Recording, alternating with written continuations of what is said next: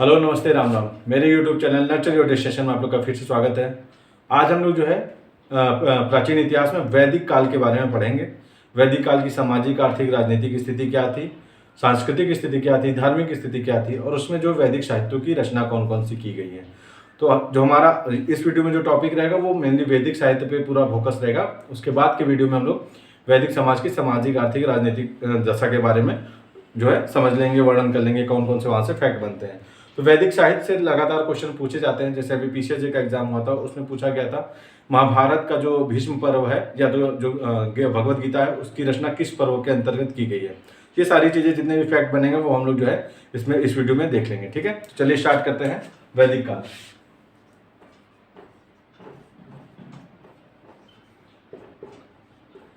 साहित्य के हिसाब से वैदिक काल को भी दो भागों में बांटा जाता है। ऐसे तो सन के हिसाब से भी बांटते हैं, जैसे पूर्व वैदिक काल और उत्तर वैदिक काल।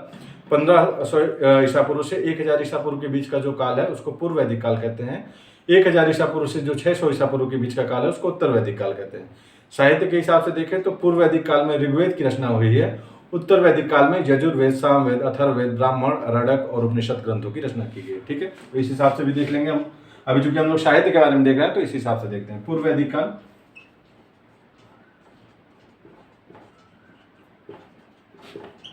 दूसरा उत्तर वैदिक काल,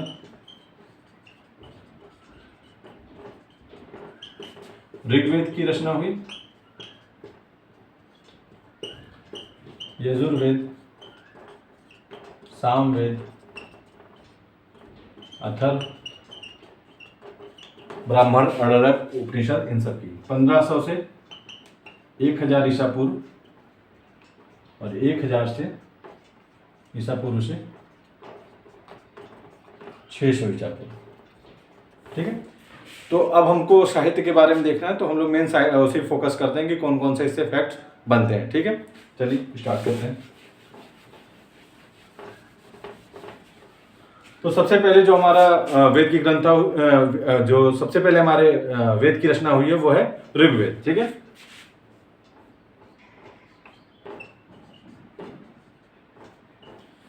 वेद का अर्थ होता क्या है? वेद का अर्थ होता है ज्ञान प्राप्त करना। ठीक है, तो पहला तो वेद का अर्थ क्या होता है?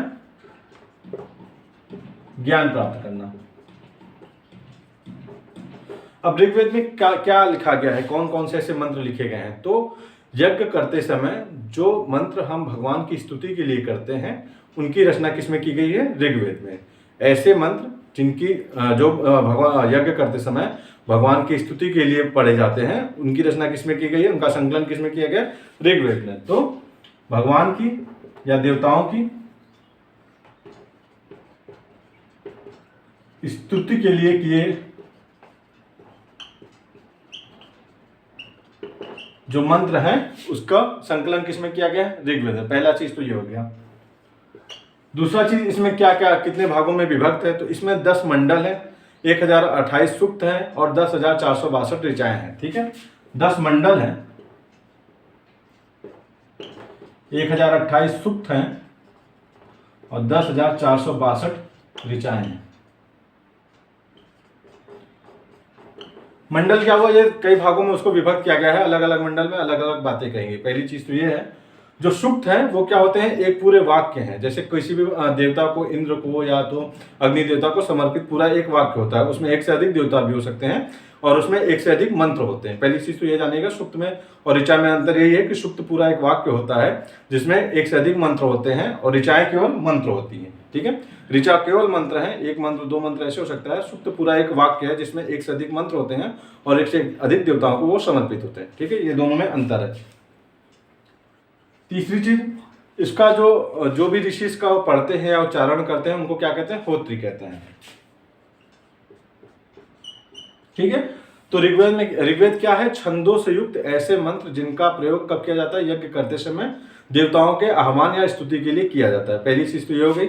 इसमें 10 मंडल है, 1028 सूक्त हैं, 10,462 ऋचाएं हैं। ऋचाएं केवल मंत्र होती हैं, सूक्त पूरे के पूरे एक वाक्य होते हैं और 10 मंडल जो 10 भागों में विभक्त हैं। ठीक है, अब मंडल के बारे में देख लेते हैं क्या क्या चीजें हैं।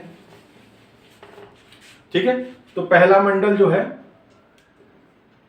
उसकी रचना कण्व ऋषियों के द्वारा की गई है, कण्व ऋषियों के द्वारा। दूसरा जो है मंडल, उसकी रचना गृत सम्मत के द्वारा की गई है। ये क्वेश्चन मिलाने के लिए पूछा जा चुका है, तो आप इसको याद रखिएगा, क्योंकि अब थोड़ा सा पुराने जो फैक्ट्स हैं उससे एक कदम आगे बढ़ के आयोग पूछ रहा है, तो कुछ भी पूछ सकता है, तो इसको आप लोग याद रखिएगा। तीसरा मंडल बहुत इंपॉर्टेंट है, सबको पता है, जिसमें गायत्री मंत्र दिया गया है, और ये किसके द्वारा रचित है? विश्वामित्र के द्वारा। ठीक है, तीसरा मंडल काफी इंपॉर्टेंट है, विश्वामित्र जी के द्वारा रचित है, और गायत्री मंत्र इसमें है। गायत्री मंत्र किस उसमें है? तो तीसरे मंडल में विश्वामित्र जी ने गायत्री मंत्र की रचना लोगों को आर्य बनाने के लिए की थी। ठीक है, याद रखिएगा इसको। चौथा है वामदेव। चौथे मंडल की रचना किसने की है? वामदेव ने। पांचवे की अत्रि ने की है, छठे की भारद्वाज ने की है, और सातवें की वशिष्ठ ने की है। वशिष्ठ जो थे वो रूढ़िवादी थे, और विश्वामित्र जो उदारवादी थे। विश्वामित्र उदारवादी थे और वशिष्ठ रूढ़िवादी थे। वशिष्ठ किससे रिलेटेड थे? जो भरत वंश था उससे रिलेटेड थे, भरत वंश से, कि जो वंशज थे उनसे ये संबंधित थे। ठीक है, और आठवां जो मंडल है वो कण्व एवं अंगिरस के द्वारा निर्मित है। नौवां मंडल जो है सोम देवता को समर्पित है, और 10वें मंडल में पुरुष सूक्त का वर्णन है। ठीक है, तो आपके 10 मंडल हो गए।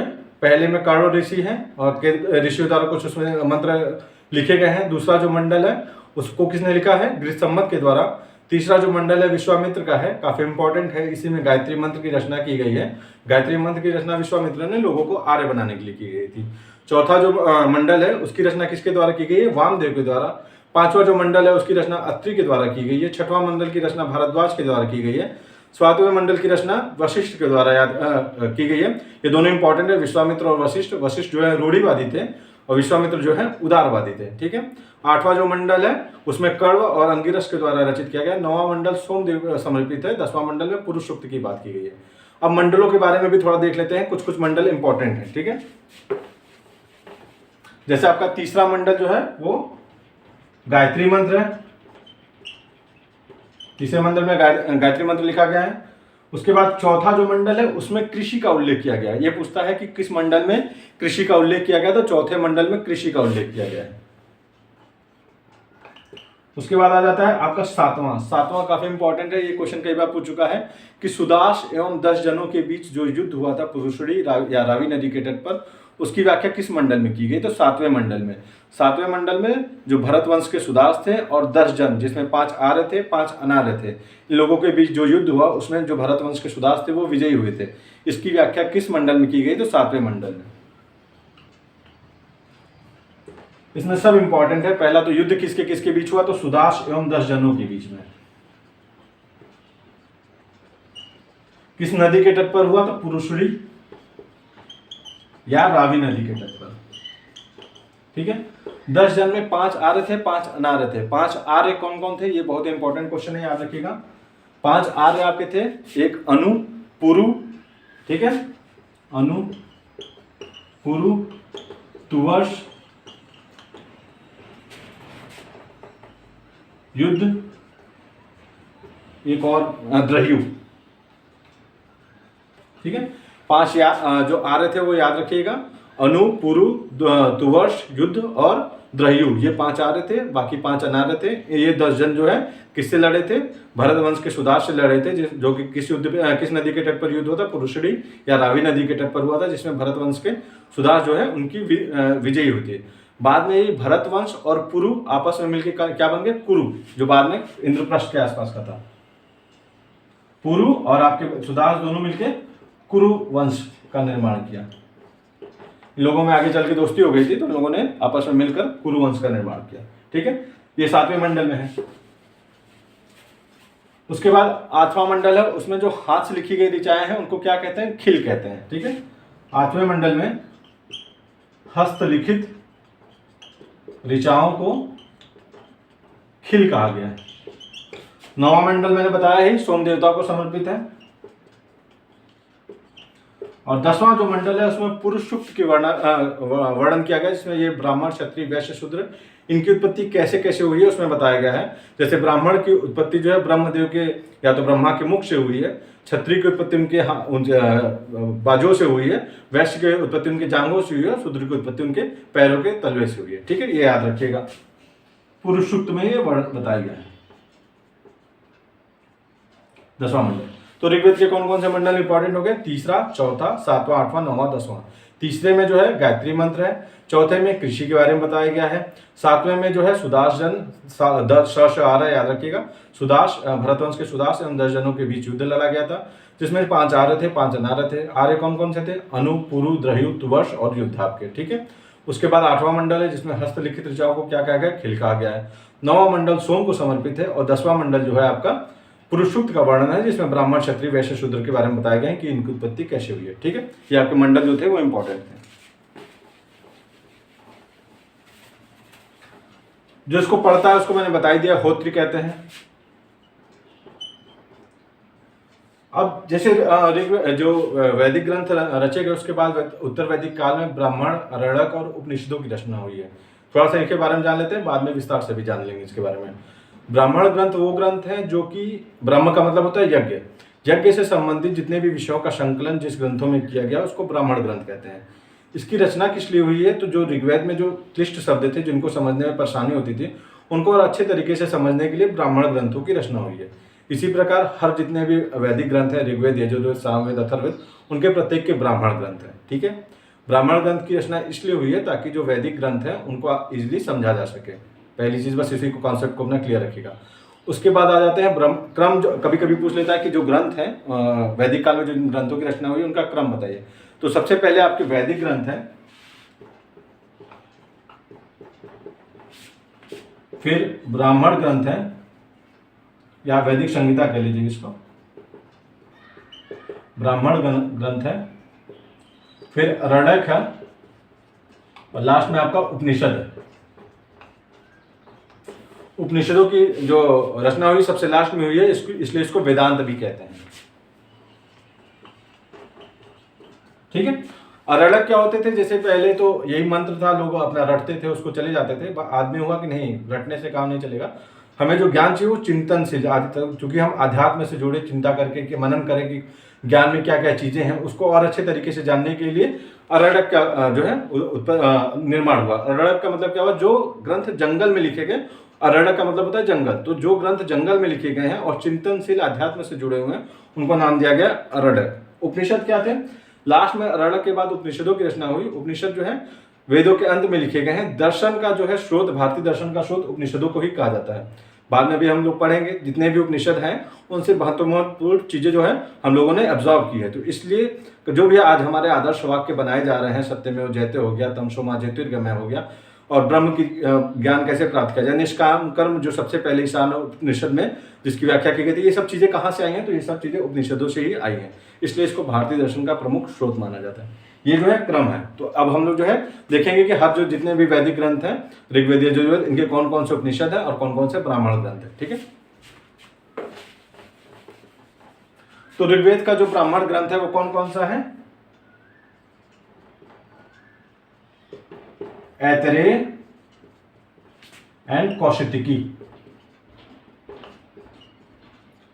ऐतरेय के बारे में बस ये जान लीजिएगा कि राज्याभिषेक के बारे में वर्णन की अगर पूछ लिया कभी, अब कभी पूछा तो नहीं, हो सकता है पूछ ले कि राजाओं के राज्याभिषेक का वर्णन का जो है किस उसमें ग्रंथ में वर्णन किया गया है। तो ऐतरेय में जो है राजाओं के राज्याभिषेक का जो नियम है उसके बारे में वर्णन किया गया है, राज्याभिषेक के बारे में। और जो वैदिक काल था, पूर्व वैदिक काल, उसमें जो वर्ण समाज था वो कर्म के आधार पर विभाजित था। वो तो उत्तर वैदिक काल में जो है जात के आधार पर हो गया। तो जो उनके जो कर्म है उसकी जो है जो वर्णन किया गया वो भी ऐतरेय में ही किया गया है। जितने भी वर्ण हैं उनके कौन कौन से कर्तव्य होंगे उसका वर्णन किस में किया गया है? ऐतरेय में। वर्णों के कर्तव्यों का वर्णन, ये दोनों चीजें जो है आपके इसमें से जुड़ी हुई है। बाकी और इसमें से कोई क्वेश्चन एक्स्ट्रा बन गया तो बन गया, लेकिन आपके जो क्वेश्चन इसी में से बनने चाहिए। 2-3 चीजें और जो आती है आपकी कि हाँ इसमें किस नदी का सबसे ज़्यादा वर्णन है, किस देवताओं का वर्णन है, तो वो थोड़ा सा बता देता हूँ आपको। तो ऋग्वेद में सबसे ज़्यादा बार सिंधु नदी का वर्णन है। और नदी आत्मा किसको कहा गया है, तो सरस्वती नदी को नदी आत्मा कहा गया है, मतलब नदियों की देवी के रूप में उसको माना गया है, सरस्वती नदी को।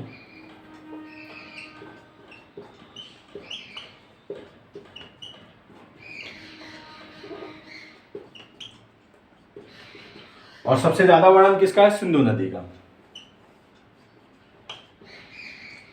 और किस देवता को सबसे ज्यादा मंत्र समर्पित है, तो इंद्र को दूसरे नंबर पे आपके अग्निदेव आते हैं।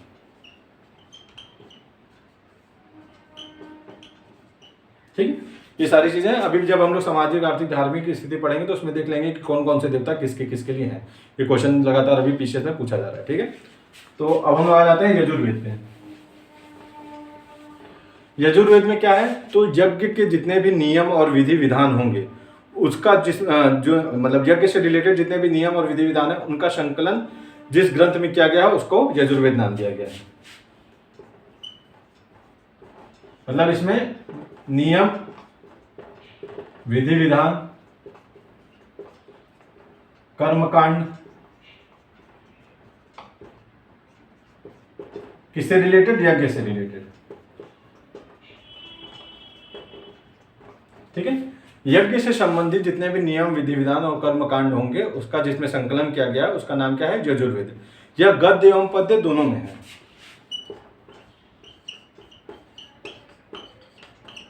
इसके दो भाग हैं, एक शुक्ल यजुर्वेद और दूसरा कृष्ण यजुर्वेद। ठीक है,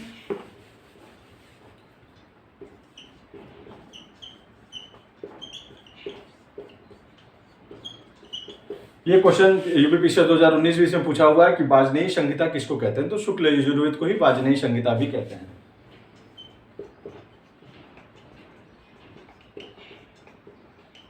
ठीक है, यजुर्वेद के दो भाग हैं, शुक्ल यजुर्वेद और कृष्ण यजुर्वेद। और वाजपेयी संहिता किसको कहते हैं, शुक्ल यजुर्वेद को कहते हैं। ये क्वेश्चन यूपीपीएससी 2019 या 20 में पूछा हुआ है। ठीक है,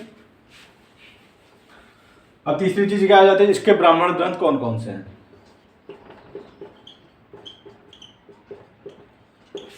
एक तो शतपथ है, दूसरा आपका तैतरी है। शतपथ काफी इंपॉर्टेंट है, इसको जान लीजिए इसके बारे में। इसमें कौन कौन सी चीजें की गई बताई गई हैं वो जब बता दे रहा हूँ।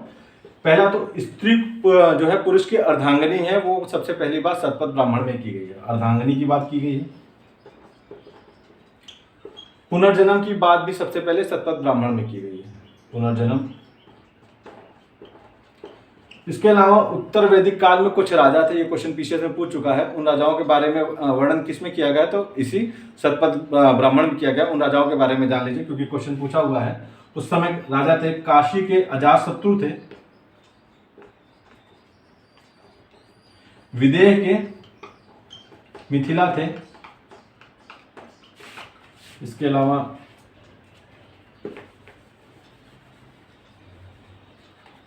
पांचाल के जाबाली थे,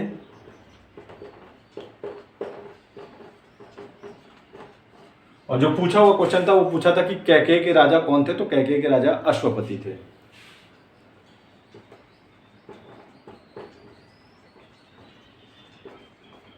और पांचाल उस समय सबसे ज्यादा विकसित राज्य था, और जो है उत्तर वैदिक काल का प्रतिनिधित्व कौन करता था, पांचाल करता था। ठीक है, ये चारों राज्य इंपॉर्टेंट है, याद रखिएगा। विदेह के कौन थे, मिथिला, काशी के अजातशत्रु, और आपके कैकेय के अश्वपति, और पांचाल के जाबाली। ये क्वेश्चन जो है इंपॉर्टेंट है। इन सबका वर्णन किसमें मिलता है, शतपथ ब्राह्मण में ही मिलता है। ये क्वेश्चन पूछ चुका है यूपीपीएससी में कि कैकेय के राजा कौन थे, तो अश्वपति, याद रखिएगा। ठीक है, इसके अलावा इसमें कृषि में जो बुआई गुड़ाई निराई ये सब होता है, इसका वर्णन भी किसमें मिला है, शतपथ ब्राह्मण में।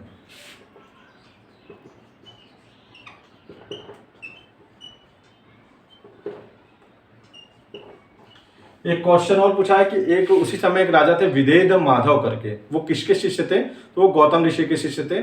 उन्होंने जो है उस समय काफी ज्यादा अपना प्रभाव दिखाते हुए गंडक नदी तक जो है वैदिक सभ्यता का विस्तार कर दिया था। कहाँ तक, गंडक नदी तक। किस कौन, विदेह माधव। कहते हैं वानराग्नि अपने अंदर धारण किए थे, और उनके अंदर इतना प्रताप आ गया था कि उन्होंने अपना जो है गंडक नदी तक अपना क्षेत्र का विस्तार कर दिया था। किसके शिष्य थे, गौतम ऋषि के।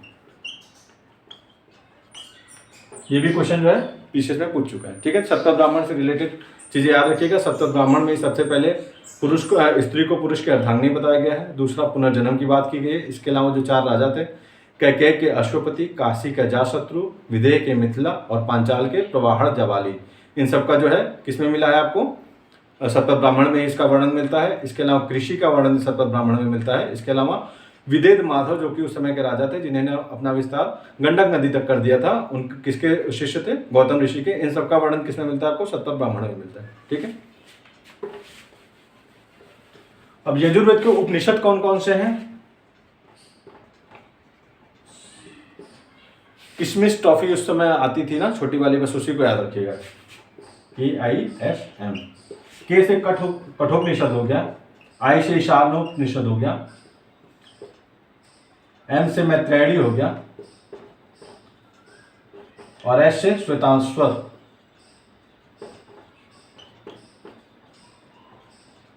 अभी हम लोग पढ़ेंगे कि इसमें कौन कौन सी चीजें इंपॉर्टेंट है, क्या क्या इसमें बताया गया है आगे। ठीक है, तो याद रखिएगा, अगर पूछ लेता है यजुर्वेद के उपनिषद कौन कौन से हैं, तो किशमी टॉफी से याद रखिएगा। के से कठोपनिषद हो गया, आई से ईशान उपनिषद हो गया, एस से श्वेताश्वर उपनिषद हो गया और एम से आपका मैत्रेयी हो गया। ठीक है, यजुर्वेद वाली चीजें खत्म हो गई। हाँ, एक चीज बताया, इसको जो मंत्र पढ़ते थे यजुर्वेद का, उसको क्या कहते हैं, अथर्व। यजुर्वेद मंत्रों के उच्चारण करने वालों को क्या कहते थे, अथर्व। ठीक है,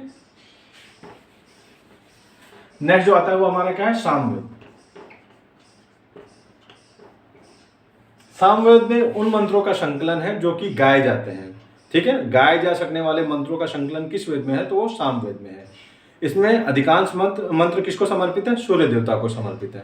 इसको पढ़ने वालों को क्या कहते हैं, उद्गाता। ठीक है, पढ़ने वालों को क्या कहते हैं, उद्गाता। और गाए जा सकने वाले मंत्र हैं, और किसको समर्पित है, सूर्य देवता को।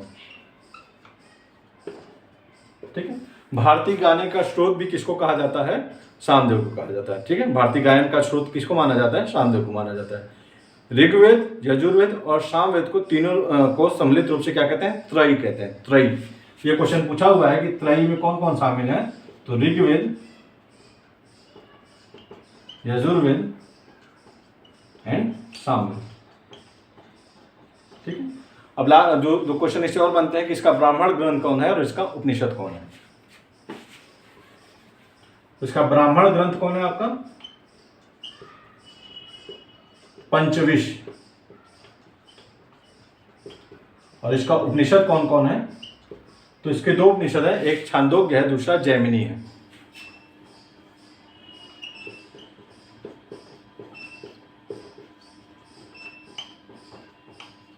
जाम को छलकने दो, इस तरीके से अपने याद रखिएगा। छांदोग्य है और दूसरा आपका जैमिनी है। ब्राह्मण ग्रंथ कौन सा हो गया, पंचविश, और उपनिषद आपका छांदोग्य और जैमिनी हो गया। तो सामवेद से रिलेटेड क्या क्या है, पहला तो जो गाए जा सकने वाले मंत्र, उसका संकलन किसमें है, सामवेद में। ब्राह्मण ग्रंथ इसका पंचविश है, इसके उपनिषद छांदोग्य और जैमिनी है। याद करने का तरीका, जाम को छलकने दो। और दूसरी चीज, इसको पढ़ने वाले को उद्गाता कहते हैं। इसमें सूर्य के जो स्तुति के मंत्र हैं, और इसमें गाए जा सकने वाले मंत्रों का संकलन है। इस और भारतीय गायन का स्रोत सामवेद को कहा जाता है। सामवेद से रिलेटेड चीजें खत्म हो गई। अब लास्ट आता है हमारा अथर्ववेद। अथर्ववेद में क्या है, तो रोग का निवारण, कौन कौन सी दवाएं प्रयोग की जाएं, जादू टोना, इन सब सारी चीजों का जो संकलन है तो किसमें है, अथर्ववेद में। तो सबसे इंपॉर्टेंट जादू टोना तो सबको याद आता है। याद रखिएगा कि रोग के निवारण कौन कौन सी दवाएं उपयोग की जाएंगी। और सबसे इंपॉर्टेंट कि आयुर्वेद का सबसे पहला जो वर्णन है वो अथर्ववेद में ही किया गया है। ठीक है,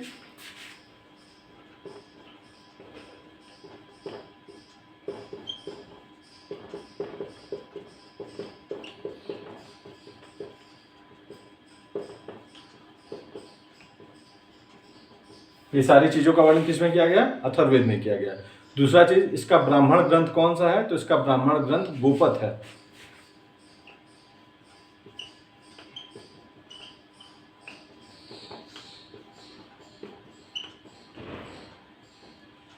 और लास्ट उपनिषद इसका कौन सा है, तो मुंडोक उपनिषद, जिसमें से सत्यमेव जयते हम लोगों ने लिया है। ठीक है, तो वो उपनिषद किसका है, अथर्ववेद का।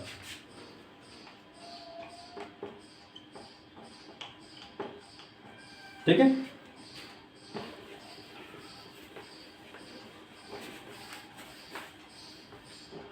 ये हमारे जितने भी थे वेद संहिता में आ गए। अब हमारा आता है ब्राह्मण ग्रंथ भी इसमें हो गया। अरडक मैंने बता दिया। अरडक वो होते हैं जिसमें चिंतनशील ज्ञान के संबंधित जो है जितने भी रचनाएं की गई हैं, और उनकी रचनाएं जंगल में की गई हैं, इसलिए उनको अरडक कहते हैं। इसमें कौन कौन से आते हैं? 7 अरडक हैं। अब ऐतरी, तैतरी, मैत्रेयी, बृहद अरडक, इस तरीके से आपके 7 हैं। ठीक है, 4 मुझे भी याद है, 3 नहीं याद आ रहे हैं, तो कभी पूछा नहीं है याद। अगर पूछेगा तो इसी तरीके से याद रखिएगा। जो आपके उपनिषद अभी मैंने बताया, ब्राह्मण ग्रंथ बताए हैं, उन्हीं से रिलेटेड आपके अरडक भी हैं, जैसे ऐतरी, तैतरी, मैत्रेयी और आपका बृहद अरडक और मध्योक करके, इस तरीके से 7 हैं। 4 मुझे याद आ रहा है, 3 अभी नहीं याद आ रहा है।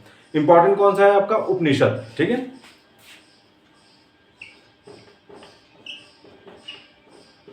उपनिषद का अर्थ होता है गुरु के समीप बैठना, अर्थात गुरु के समीप बैठकर जो भी हम ज्ञान प्राप्त करते हैं, जो रहस्यमय ज्ञान हमें प्राप्त होता है गुरु के समीप बैठकर, उसको क्या कहा गया है? उपनिषद। और इसी प्रकार के जो ग्रंथों की रचना की गई है गुरु के समीप बैठकर, उसको क्या क्या नाम दिया गया है? उपनिषद। ठीक है, तो उपनिषद का अर्थ क्या हुआ? गुरु के समीप बैठना।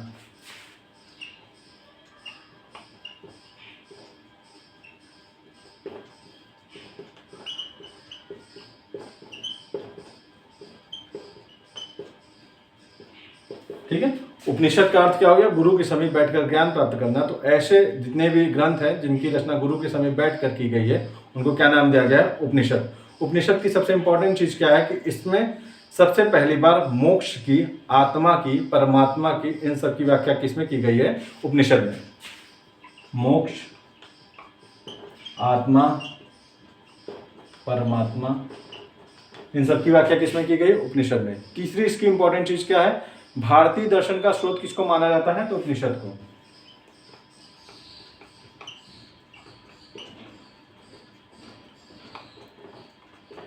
क्वेश्चन ये पूछता है वेदांत किसको कहते हैं? तो वेदांत उपनिषदों को ही कहते हैं, क्योंकि सबसे लास्ट में इनकी रचना की गई है, इसलिए इनको क्या कहते हैं? वेदांत कहते हैं।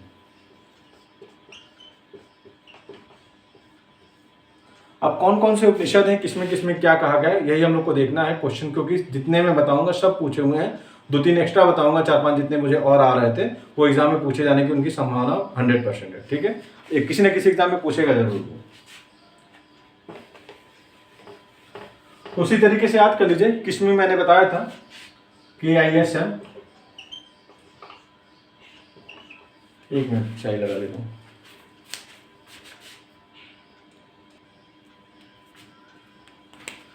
तो के से क्या हो गया आपका?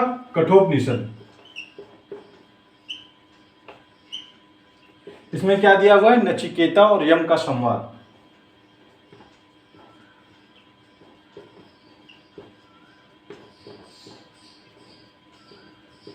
क्वेश्चन ये पूछा हुआ है कि नचिकेता और यम का संवाद किसमें दिया गया? तो कठोपनिषद में नचिकेता और यम का संवाद दिया गया है।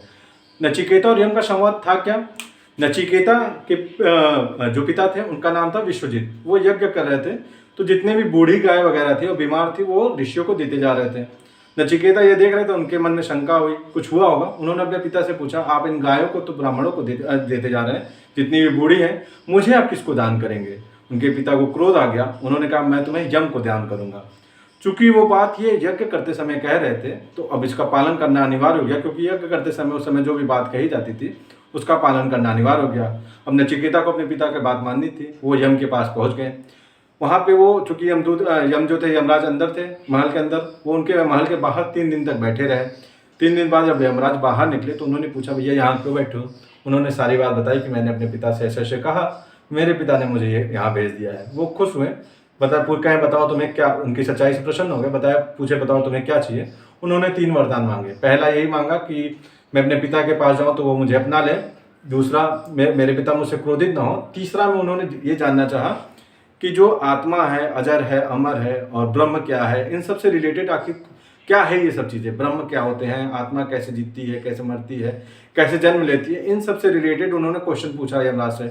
यमराज ने कहा कि आप ये छोड़ के मुझसे कुछ भी मांग लो, मैं दे दूंगा। वो इसी पे अड़े रहे, नहीं मुझे चाहिए, मुझे इसी का ज्ञान चाहिए। तो यही जो संवाद हुआ यमराज और नचिकेता के बीच में, उसको नचिकेता और यम का संवाद कहते हैं।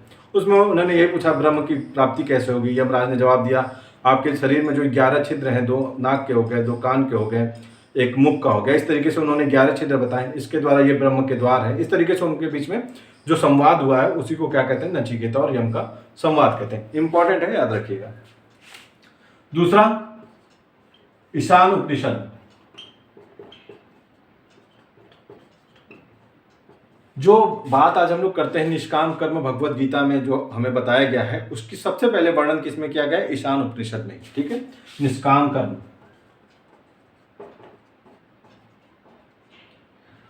तीसरा आता है श्वेताश्वर उपनिषद।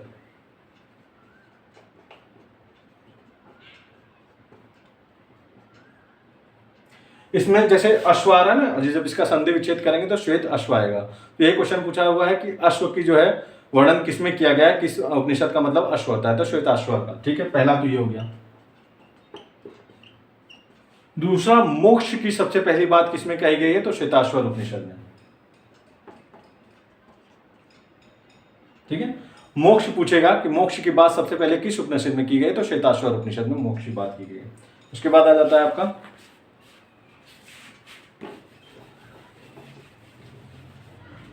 उसमें सामवेद में कौन से बताते हैं, छांदोग्य और जैमिनी। ठीक है, तो छांदोग्य को याद रखना है। छांदोग्य पूछा हुआ क्वेश्चन है कि सत्यकाम जाबाली की कथा का वर्णन किस उपनिषद में मिलता है। ठीक है, सत्यकाम जाबाली।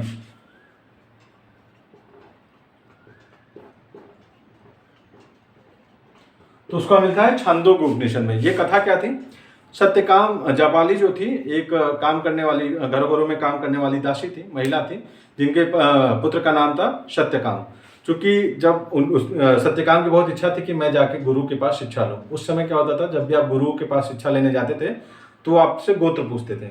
चूंकि जाबाली जो महिला थी उनको अपने पति का नाम नहीं पता था, तो सत्यकाम ने उनसे पूछा कि माता जी अगर मुझसे मेरे से पूछेंगे कि मेरा गोत्र क्या है तो मैं क्या बताऊंगा। तो उन्होंने कहा कि तुम अपना नाम सत्यकाम जाबाली बताना और जाबाली बता देना कि मेरी माता का नाम है। ठीक है, और मेरा कोई गोत्र नहीं है। जब वो गए गौतम ऋषि के पास कि गुरुजी मुझे शिक्षा चाहिए, तो उन्होंने पूछा बेटा तुम्हारा गोत्र क्या है, तो उन्होंने सारी सच घटना यही बता दी कि मेरा नाम सत्यकाम जाबाली है, जाबाली मेरी माता का नाम है, मुझे अपने पिता का नाम नहीं पता और ये जाबाली जो है मेरा गोत्र है। तो जो गौतम ऋषि थे उससे काफ़ी प्रसन्न हुए। उन्होंने कहा जो सच बोलते हैं वो ब्राह्मण, उनको मैं ब्राह्मण मानता हूँ, और इस प्रकार से उनको शामिल कर लिया अपने शिक्षा देने के लिए अपने शिष्य के रूप में। यही सत्यकाम जाबाली की कथा है। उसके बाद आ जाता है आपका बृहद अरण्यक।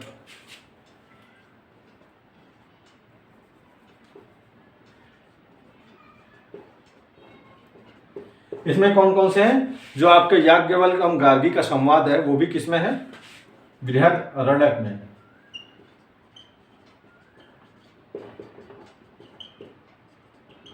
दूसरा क्या है, तमसो मां ज्योतिर्गमय, मतलब अंधेरे को जो है प्रकाश जो है खत्म करता है। ये वाक्य कहां से लिया गया है, तो बृहद अरण्यक से। तमसो मां ज्योतिर्गमय, ये वाक्य कहां से लिया गया है, तो ये वाक्य आपका बृहद अरण्यक से लिया गया। ठीक है, नेक्स्ट क्वेश्चन आपका क्या है, तो सबसे इंपॉर्टेंट है मुंडोक उपनिषद। मुंडोक सत्यमेव जयते कहां से लिया गया, कई बार ये क्वेश्चन पूछ चुका है, तो याद रखिएगा मुंडोक उपनिषद से।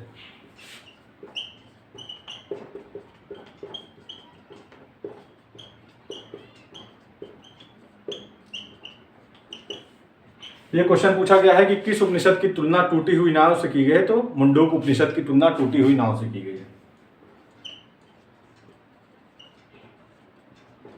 क्यों की गई है टूटी नाव से तुलना, क्योंकि उपनिषद काल में क्या हुआ था, उपनिषदों में जो है यज्ञ की जो है काफी बुराई की गई है कि यज्ञ को वो साधन नहीं मानते थे भगवान की प्राप्ति का। इसलिए वो जो यज्ञ है वो टूटी नाव के समान है जिसका कोई भरोसा नहीं है। इसीलिए उसकी तुलना किससे की गई है, यज्ञ की तुलना टूटी हुई नाव से की गई है। तो ये सत्यमेव जयते किससे लिया गया, मुंडोक उपनिषद से, और यज्ञ की तुलना किससे की है, टूटी नाव से। नेक्स्ट क्वेश्चन ये है कि जो हमारे चारों वर्ण हैं उनका वर्णन सबसे पहले किस उपनिषद में मिलता है, तो तीन जो हमारे वर्ण है ब्राह्मण क्षत्रिय और वैश्य का, उसका वर्णन छांदोग्य उपनिषद में मिलता है। वह चारों वर्ण ब्राह्मण क्षत्रिय और वैश्य और शूद्र का जाबाल उपनिषद में मिलता है। छांदोग्य में आपका ब्राह्मण क्षत्रिय वैश्य, और जाबाल उपनिषद में ब्राह्मण क्षत्रिय, वैश्य एंड शूद्र। चारों वर्णों का वर्णन किसमें सबसे पहले मिलता है? जाबाल उपनिषद में। और जो 3 वर्ण है ब्राह्मण, क्षत्रिय, वैश्य, उनका छांदोग्य उपनिषद में मिलता है। जबकि चारों वर्णों का वर्णन किसमें मिलता है? आपका इसमें जाबाल उपनिषद में। छांदोग्य उपनिषद को 5वां वेद भी कहा जाता है। और जो मैंने बताया था शुक्ल जो यजुर्वेद है, यजुर्वेद का पहला भाग, उसमें जो वाजनेयी संहिता है उसी में सबसे पहले वैश्य जो वर्ण है उसका वर्णन मिलता है वाजनेयी संहिता में।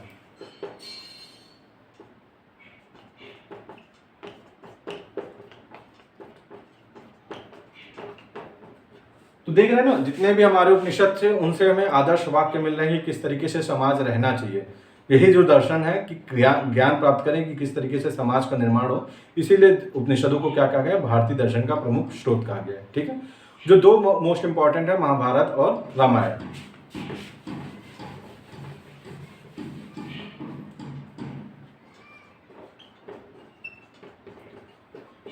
यही क्वेश्चन पूछता है कि जय संहिता किसको कहा जाता है? तो महाभारत को कहा जाता है। जब उसमें 8800 श्लोक थे तब उसको जय संहिता कहा गया। जब 24,000 हो गए तब इसको भारत कहा गया। जब 1,00,000 हो गए तब इसको शत सहस्त्री संहिता कहा गया।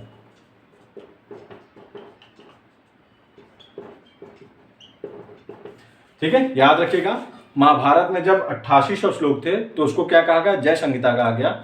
जब 24,000 श्लोक हुए तो उसको भारत कहा गया। जब 1,00,000 श्लोक हो गए तो उसको शत सहस्त्री संहिता कहा गया। इंपॉर्टेंट है, याद रखिएगा। ये वाला क्वेश्चन तो कई बार पूछ चुका है, शत सहस्त्री वाला भी एक बार पूछ चुका है। इस बार जो पीछे जो 2023 में क्वेश्चन पूछा था वो यही पूछा था कि जो भगवत गीता है उसकी जो निर्माण हुआ है वो किस पर्व के अंतर्गत किया गया। तो महाभारत में 18 पर्व हैं टोटल।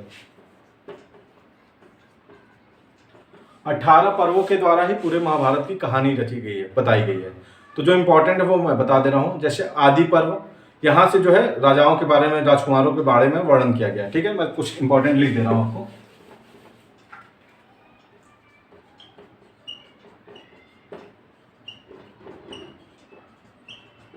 पहला आदि पर्व,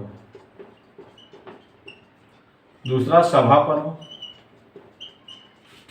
तीसरा अरण्यक पर्व, चौथा विराट पर्व, पांचवा उद्योग, छठा भीष्म, सातवां द्रोण, आठवां कर्ण, नौवां शल्य।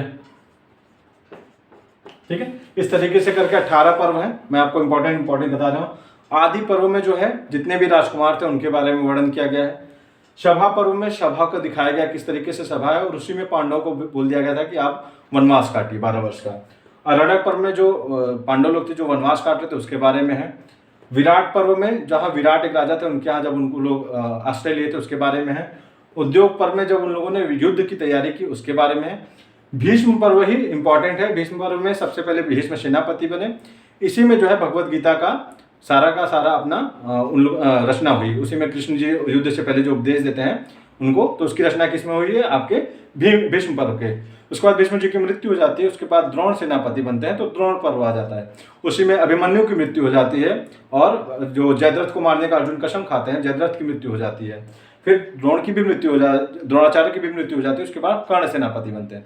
इस तरीके से बताया गया है। एक और इम्पॉर्टेंट है आपका अनुशासन पर्व, जिसमें भीष्म पितामह लास्ट अपना उपदेश देते हैं। अनुशासन पर्व,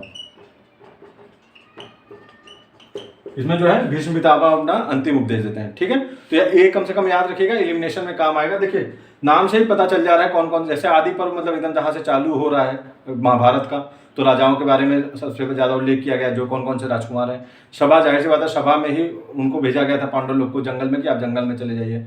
अरण्यक मतलब जंगल होता है, जो जंगल में उन लोगों ने समय बिताया उसके बारे में। विराट राजा थे जिन्होंने अपने आश्रय दिया, उसके बारे में हो गया। फिर उद्योग का याद रखिएगा। उद्योग मतलब युद्ध की तैयारी जिस पर्व में बताई गई है वो उद्योग पर्व है। भीष्म के बाद जो सेनापति बने उनके नाम से भीष्म सेनापति बने, उसमें उन्होंने अपना, उसी में गीता की भगवत गीता की रचना हुई। आठवां जो है आपका कर्ण से फिर सेनापति बने, फिर द्रोणाचार्य सेनापति बने जिसमें अभिमन्यु की मृत्यु हुई और जयद्रथ की हत्या अर्जुन ने की थी। उसके बाद कर्ण जो है आपके सेनापति बने। इसी तरीके से शल्य सेनापति बने और फिर अनुशासन पर्व हो जाएगा, शांति पर्व है, स्त्री पर्व है, फिर सर्व प्रस्थान पर्व है। इस तरीके से जैसा जैसा नाम है उसकी वजह से है। आप ये वाले जो है इंपॉर्टेंट है, याद रखिएगा, ठीक है। तो ये हमारे जितने भी साहित्य से रिलेटेड क्वेश्चन थे, इससे क्वेश्चन जरूर 2 से 3 बन सकते हैं। मतलब आप छोड़िए मत कोई भी टॉपिक, क्योंकि कंपटीशन बहुत टफ है, लोग सब चीज़ रट के बैठे हैं। तो आप भी लोगों से एक कदम आगे बढ़िए, ठीक है। तो अब जो नेक्स्ट वीडियो रहेगा उसमें हम लोग सामाजिक, आर्थिक, राजनीतिक क्या स्थिति थी वैदिक काल में वो देख लेंगे, ठीक है। Thank you.